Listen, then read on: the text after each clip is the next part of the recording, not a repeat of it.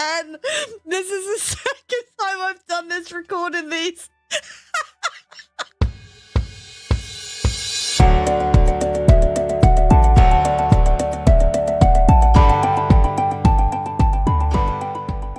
Hi everyone, welcome back and welcome if you're new. My name's Jess or Jessie and we're back with another episode of History of and Where Are They Now 25 years later. And this time we're covering the Burb family, which I'm pretty excited about because I have mixed feelings about the Burbs. So let's get into it, besties. Let's go.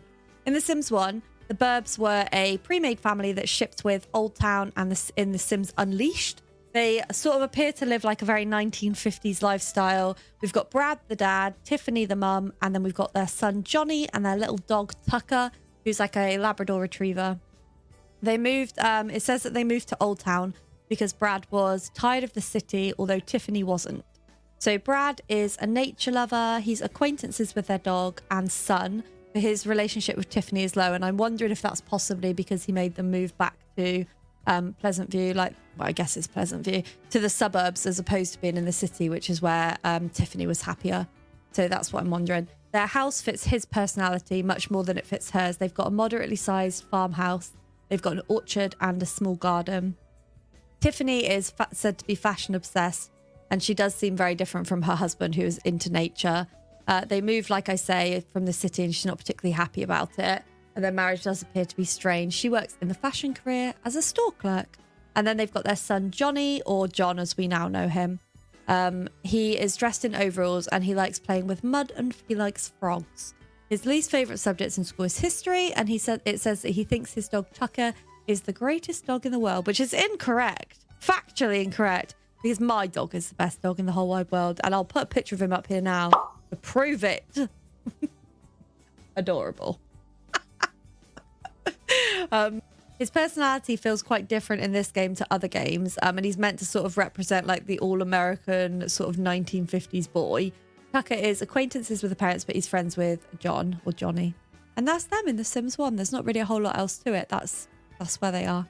Then moving on to The Sims 3, because that's in the timeline where it comes next, which I know that I jump around and change this sometimes like on different streams, but today we're doing The Sims 3 next. John and Jennifer are now young adults and they've moved to Dragon Valley. Jennifer is John's fiance. They're not yet married, and it said that they wanted to have like a last hurrah and set sail around the world before their wedding day, and they ended up in Dragon Valley. It takes place before Lucy is born, but before Tiffany dies, his mum, and that's sort of it. That's them. So John's traits in The Sims 3 are natural cook, vegetarian, genius, charismatic, green thumb. He's a Sagittarius and he wants to become a creature robot crossbreeder. Like, okay. If that's what you say, John, if that's what you say. And then Jennifer's traits in The Sims 3 are vegetarian, athletic, artistic, ambitious, friendly. She's a Gemini and she wants to become a superstar athlete. So, interesting. But that's them. That's sort of all we know about them. So she still has her dream of becoming a professional athlete, same as when she was younger. She's a veggie. She's ambitious, which she is again in The Sims 2. But John's personality to me feels a little bit different because he's a family sim, but we'll get into that now. So in The Sims 2, which is what we're mostly focusing on, the Burb family can be found in the family bin in Pleasantview. It consists of John, and he's now an adult, his wife Jennifer, who's also an adult, and their daughter Lucy. The family bio states that John, Jennifer and Lucy have decided to trade the fast-paced city life for some fresh air and hope to make a nice home in Pleasantview. It does make me wonder if, like, following his father's death, him and his mother maybe moved back to the city since she preferred that, and then maybe he's returned to Pleasantview since his mum's now passed away. John is a family sim. He wants to stay at home and help his daughter with her homework, raise children and like learn to cook, things like that, whereas Jennifer is a fortune sim John's bio says that he misses the time spent weeding and watering in his parents' garden and wants to carry on the tradition. When you first play them, he'll usually roll a want to play with Lucy, have a baby and see his daughter Lucy get an A+. He has 3 charisma points and 1 in logic, and he also has a better relationship with his daughter than his wife Jennifer does. But yeah, it feels very different to me personally from The Sims 1, where he's like this sort of all-American boy.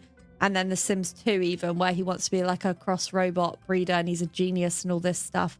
I certainly don't buy into him being a genius. But that's just my 2 cents worth. Then we've got Jennifer. So Jennifer is formerly Jennifer Pleasant, so Daniel's sister, but she's obviously Jennifer Burb now. So we covered the Pleasants last week, which you can go and find the video. I'll put a little thingy up here. Yeah, you can go and watch that one. I covered her briefly in there, mostly in this one. But just to recap, in The Sims 1, she was like kind of tomboyish, for want of a better term. And she wanted to be a superstar athlete or a professional football player. And then again in The Sims 3, she obviously wants to be a professional athlete. However, somewhere along the way of Dragon Valley and now, she's changed what she wants for her life. So instead of becoming a football star, now she wants to work within fashion, and she's taken like a keen interest in fashion, which is interesting because it's similar to John's mum, who was also keen on fashion. Both her parents are dead and her brother Daniel remains in the town. Jennifer has got 2 creativity points and 4 body skill points. Her husband's got a better relationship, like I say, with their daughter, but she's seen as a more ambitious sim, so potentially was working in the city more, and maybe John was staying at home with his daughter. She's got a memory of going steady with John as a teenager, even though he doesn't. But I think that's just an oversight. When you start playing, usually she wants to get a job. She wants to buy expensive things because she's a fortune sim, so that's what she wants. But she does have a hidden family token. That's Jennifer. Then Lucy, their daughter, is a child, and despite being shown to have met her extended family members in the Pleasant Story album, she's actually only met her grandmother, Tiffany. Her bio states that she has a knack for getting into trouble, but she's so cute and friendly that most people would never notice. She appears to be a good student. She's a grade B. Like I say, she's got a better relationship with her dad, but she gets on well with both. And in Sim PE, you can see that she's got a hidden family aspiration token. Obviously, we can choose what it is when she grows up. And that's sort of all there really is to know about them. So where are they now, 25 years later? So when we leave them, when you hit play, they have obviously just moved back to Pleasantview. Jennifer takes a job in the business career and starts working her way up. She can't get into fashion just yet, but she's hoping that she will be able to. John is still very much insisting that he wants a second child, even though Jennifer's not completely sure it's what she wants. She sort of decides that actually he's letting her have her career, which she shouldn't be a case of but she feels almost guilty that he's staying home, even though it's what he wants to do. So she decides to have one more baby with him, and they try for a second child. So they had a second baby, which was a little boy called Lucas. And then John adopted a dog as well around the same sort of time, which Jennifer wasn't particularly happy about. But he was saying that he was going to be looking after the dog and she wasn't going to have to. So she was like, whatever. And she went back to work. John wanted a third child, but Jennifer said no. She was like, no, I don't want any more than one. Like, I've had enough. I want just to focus on my career, because she wanted to work in fashion. So she goes about her life, carries on working her way up the career. And a few months later, she finds herself to be pregnant. Now, she wasn't obviously expecting this because she's taken birth control.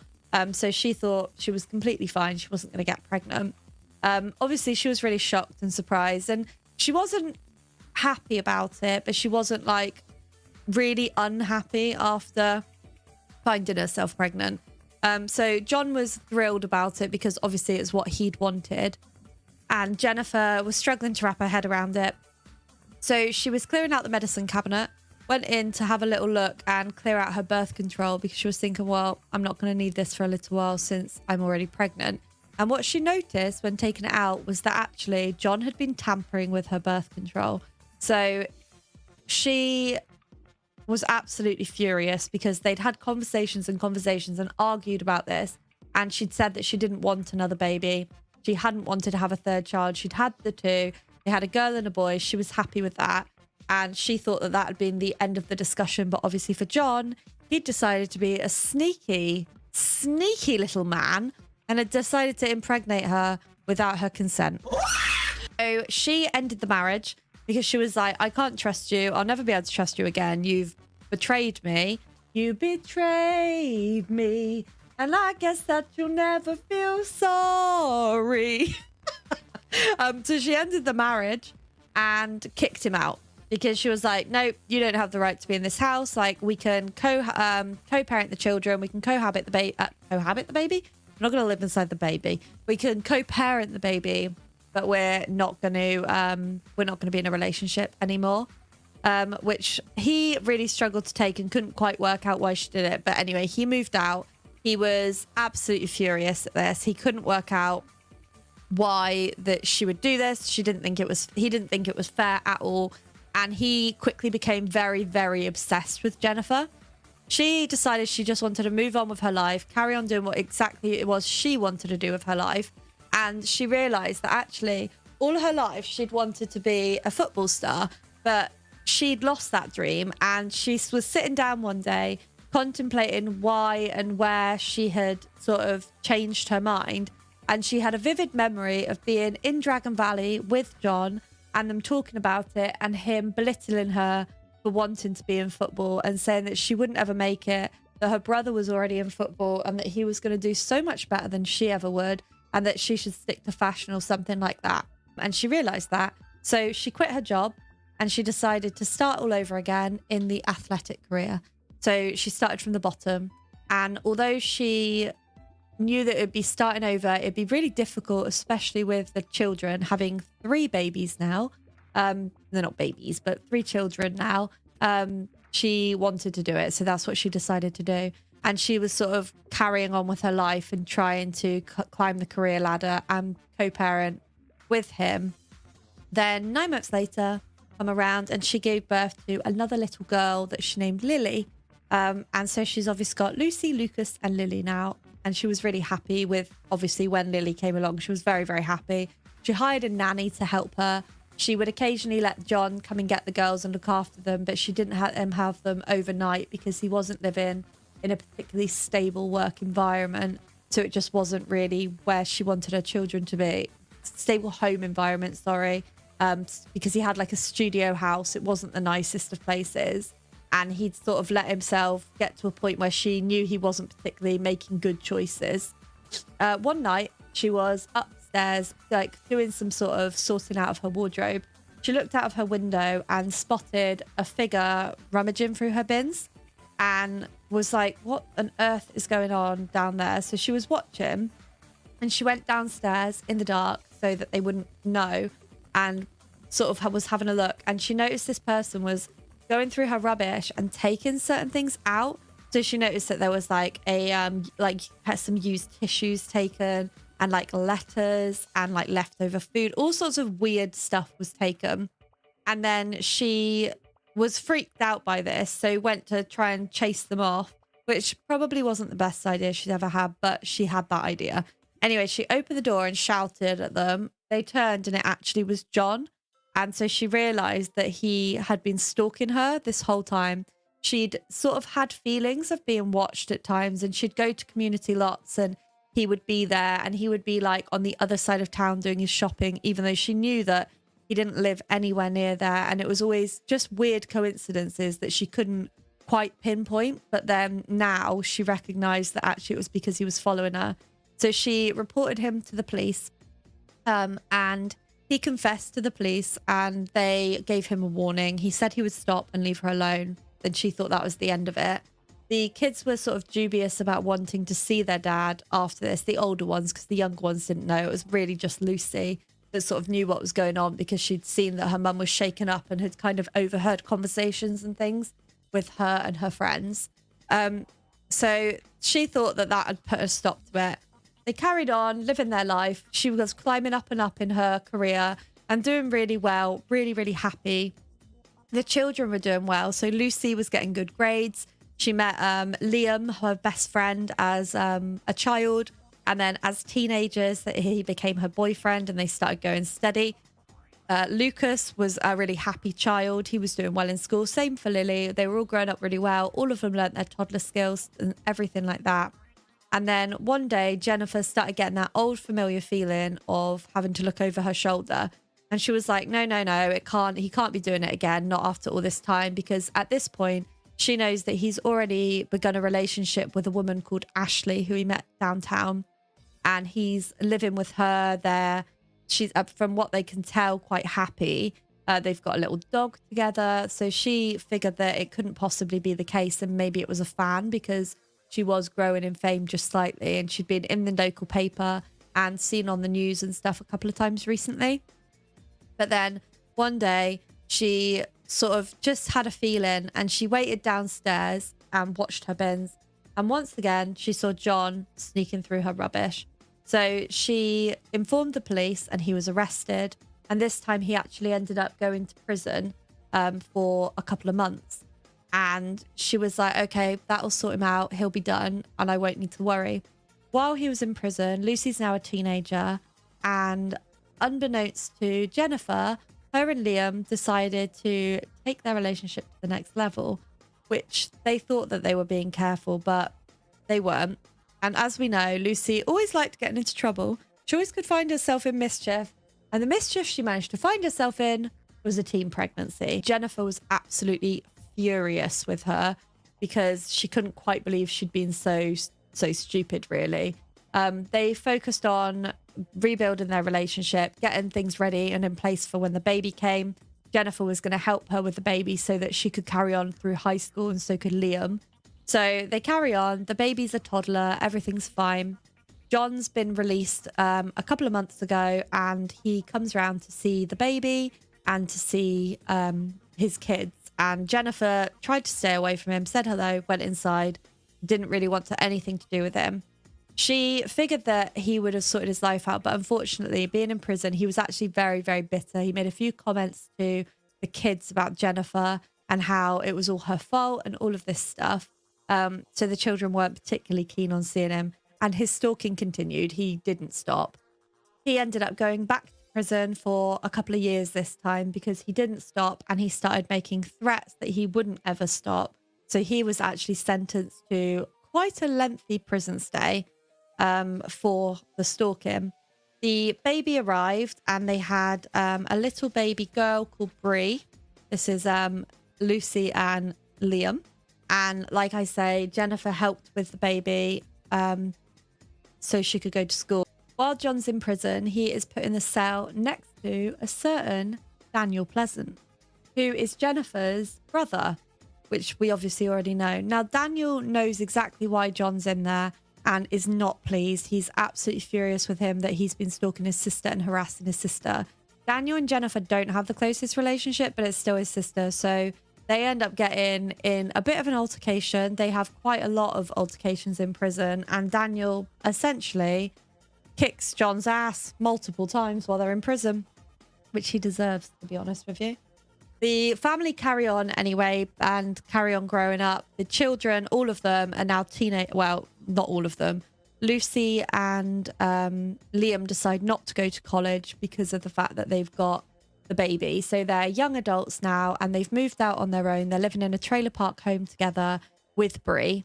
Liam's proposed to Lucy, and they're planning on getting married, but they haven't set a date or anything yet, and they're just sort of trying to get their lives together with a new little baby who's, well, I say a new little baby, she's a toddler now. Then Lucas is a teenager. He did really well throughout school, and he aged up with the popular aspiration. And Lily is also a teenager, and they aged up with a fortune aspiration, and they use she, they pronouns. Lily has good grades and is quite happy. Her and her brother Lucas, they have like a really good relationship, like with each other. They're really, really close. So they're very, very happy. A few years go that past, and it comes around for John's release date. So at this point, Jennifer is nearing the top of the athletic career track. She's got 2 teenagers in the house, and she's got 1 grandchild. She's settled and happy, and is hoping that this is going to be the end of it now, because he's had a prison stay, and like a lengthy one as well. So he's released from prison. His girlfriend, Ashley, actually waited for him, and he proposes to her when he gets back home, and they end up trying for a baby. So she gets pregnant, and they're plodding along throughout the pregnancy. He's trying to keep his head down and not go back to prison. So he's leaving well enough alone, Jennifer, because of the fact that he's going to be a dad again. So he feels like it's like a second chance. He uses the last of their money to open a fast food truck called Burb's Burgers. And so he is running the fast food truck, which is not doing very well at all. Ashley's not very happy about it because she feels like it was a really big gamble to take. One day, they are at home and Ashley is cooking some macaroni cheese for dinner because he's just got back from a shift. And unfortunately, they had a fire. And again, and even more unfortunately, the fire then actually triggered her labor, and she went into premature labor. And they had a little boy who's completely fine and healthy, but he came early, called Chad. So they are trying to navigate life as parents of newborns again later in life. John's almost an elder. He's not long off being an elder at all. He's trying his best not to go back to prison, but he still harbors a huge grudge and resentment against Jennifer. So whether or not he goes back down that route again in the future, I don't know. Ashley's really hoping that she can keep him on the straight and narrow because she really does love him. And she doesn't really believe that he did all of those things. She thinks he was innocent and he never actually stalked Jennifer, and that she fabricated it all.